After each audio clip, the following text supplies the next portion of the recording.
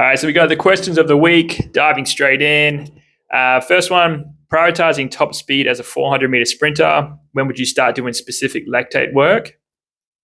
So I agree with how the question is positioned in the first place and say I would absolutely prioritize top speed as a 400-meter sprinter.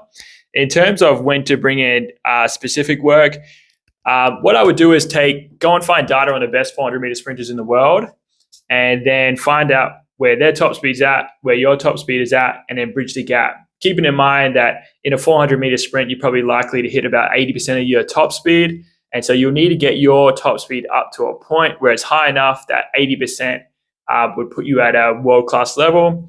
That's how I would approach it. And then once you've got that metric in place, start getting a little bit more specific with it. 1080 setting to get someone who runs 10 meters per second up to 10.5 or 11 meters per second. So there's no setting, there's no like kind of setup to get someone to hit like a specific speed that is above their norm.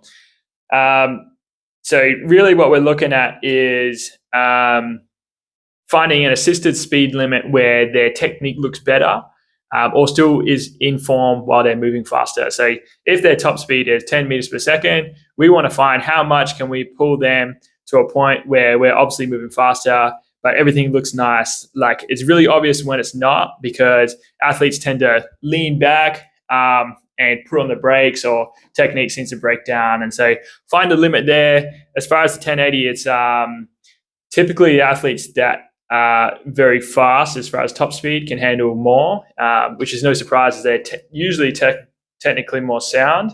But yeah, just find a limit. It's usually just a few kilos. It doesn't take much. And going beyond something like 4 kilos is very aggressive. Unlikely to have anyone look too great at that amount. If times aren't improving each workout, is it a recovery issue? I'd say more often than not, it probably is just because of evaluating other sprint systems. Typically, it's just training too often or doing too much work, or both of those is pretty common as well. And so, I mean, let's just assume you're doing what you need to do, and that's timing reps. And when I say timing, like use an actual timing system, not a stopwatch. So you're timing reps, particularly things like top speed that really matter, and then evaluating how that's gone from workout to workout. And so if you're literally stepping into your next workout, and let's say the conditions are pretty similar, and your times are going backwards, then I would absolutely look at recovery as the main thing. And so test that going into the next one. Test a little bit more recovery in terms of adding an extra day or two, coming back in, and then seeing if form comes back. And again, like I touched on before, you want to consider the conditions as well. And so let's say similar conditions, you take a bit more rest, come back, times is either even or better, then absolutely recovery issue. More often than not, I really think it is recovery. So I would certainly start there. Ideal body weight for sprinting, lean. There's no ideal body weight, just get lean. So the leaner you are, the less mass you're carrying down the track. This is absolutely a huge win.